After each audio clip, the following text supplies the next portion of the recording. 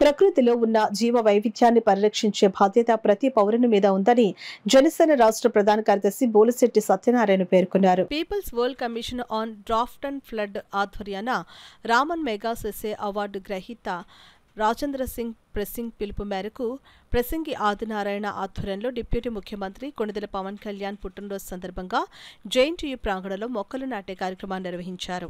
సంస్థ ఆధ్వర్యంలో జరిగిన కార్యక్రమం నందు తొలుతగా జేఎన్టీయూ వైస్ ఛాన్సలర్ మురళీకృష్ణ ఛాంబర్లో ప్రకృతి రక్షణ మానవాళి సంరక్షణ అంశంపై చర్చా వేదిక జరిగింది. అనంతరం ముఖ్య అతిథిగా పాల్గొన్న బోలిశెట్టి సత్యనారాయణ మొక్కలు నాటి ప్రసంగించారు. పవన్ జన్మదినం పర్యావరణ పరిరక్షణకు అంకితంగా ఉండాలన్న ఆశయంతో డిసెంబర్ వరకు మొక్కలు నాటే కార్యక్రమం నిరంతరం జరపాలని అన్నారు. పర్యావరణ ప్రాజెక్టుపై నిరంతర అధ్యయనం, పౌర సేవ కొనసాగాలని సూచించారు.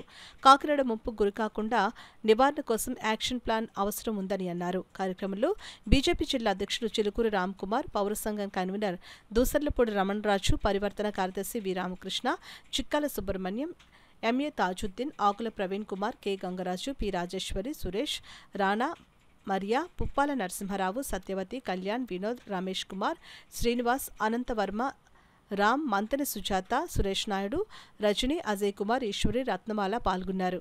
అర్బన్ ఫ్లడ్డింగ్ ఆగే పరిస్థితి లేదు అక్కడ.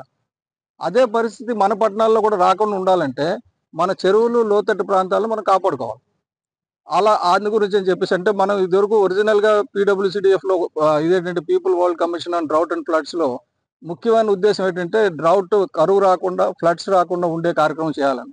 దాని గురించి కొంతమంది పెద్దలు, కాకినాడలో ఉన్న పెద్దలు ఫస్ట్ చాప్టర్ ఇండియాలో, ఎందుకంటే ఇది హెడ్ క్వార్టర్ స్వీడన్లో ఉంది, ఇండియాలో ఫస్ట్ చాప్టర్ ఆదినారాయణ గారు చాప్టర్ హెడ్గా ఉన్నారు. అలాగే చాప్టర్లో సభ్యులు ఉన్నారు 12 మంది.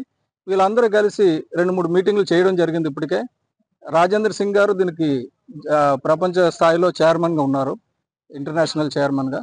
కాబట్టి ఇప్పుడు మనకు ఏదైనా సమస్యను మనం గుర్తిస్తే వీలైతే యూనివర్సిటీ పరిష్కరిస్తుంది.